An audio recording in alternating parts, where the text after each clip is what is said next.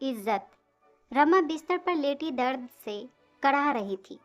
उसकी आवाज में एक अजीब सा कंपन था जो उसकी पीड़ा को साफ साफ बयां कर रहा था। उसने धीमी आवाज में अपनी बड़ी जेठानी से कहा, आज इस शरीर की पीड़ा सही नहीं जा रही है, पता नहीं क्यों उठा नहीं जा रहा है। जेठानी ने उसकी ओर मुड़कर देखा। चेहरे पर चिंता की लकीरें उभर आई। क्यों, क्या हुआ? उन्होंने धीरे से पूछा।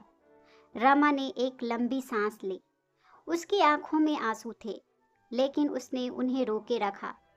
दीदी, अगर किसी स्त्री की इज्जत लूट ली जाती है तो समाज उसे अपराधी के रूप में देखता है, लेकिन मेरा क्या?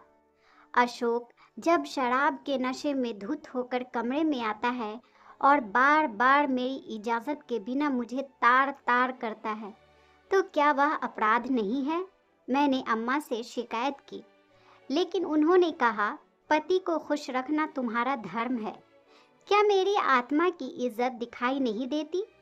रमा की आवाज कांप रही थी। उसकी आंखों से बहते आंसू उसके दर्द की गहराई को उजागर कर रहे थे। इनकार करने पर जब वह मुझ पर प्रहार करता है तो क्या यह सुनाई नहीं देता? रमा ने ठहर कर कहा। उसकी आवाज धीमी लेकिन बेहद गंभीर हो गई थी। जेठानी उसकी बात सुनकर सन्न रह गई।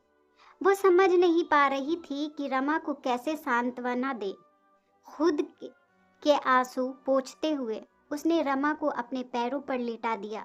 कमरे में एक घुटन भरी चुप्पी छा गई। जेठानी के मन में बस एक ही सवाल घूम रहा था, न जाने ऐसी कितनी रमा होंगी जो इस अंधकार में घुट रही है, बिना किसी आवाज के, बिना किसी सहारे के। कमरा सन्नाटे में डूबा था, लेकिन उस सन्नाटे के भीतर छिपी थी एक दबी हुई चीख जो कहीं न कहीं समाज की दरिंदगी की। दोस्तों, आपको ये छोटी सी कहानी कैसी लगी हमें कमेंट में ज़रूर बताएं। प्लीज़ चैनल को लाइक और सब्सक्राइब ज़रूर कर दें। एक नई कहानी के साथ मैं आपसे फिर मिलूंगी। इस कहानी को सुनने के लिए आपका बहुत बहुत धन्यवाद।